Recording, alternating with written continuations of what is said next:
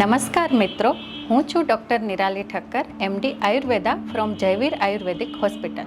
આજે આપણે વાત કરશું ફેટી લીવર વિશે.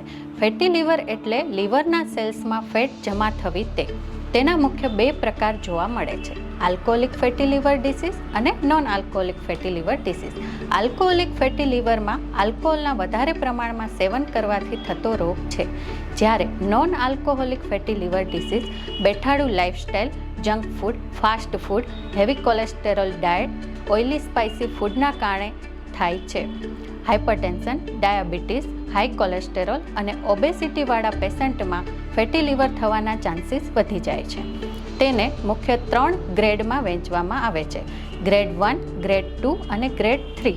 ગ્રેડ 1માં સામાન્ય રીતે કોઈ લક્ષણો જોવા મળતા નથી, જ્યારે ગ્રેડ 2 અને 3માં પેટમાં જમણી બાજુ દુખાવો થવો, ગેસ, એસિડિટી, પેટમાં હેવીનેસ લાગવી વગેરે લક્ષણો જોવા મળે છે.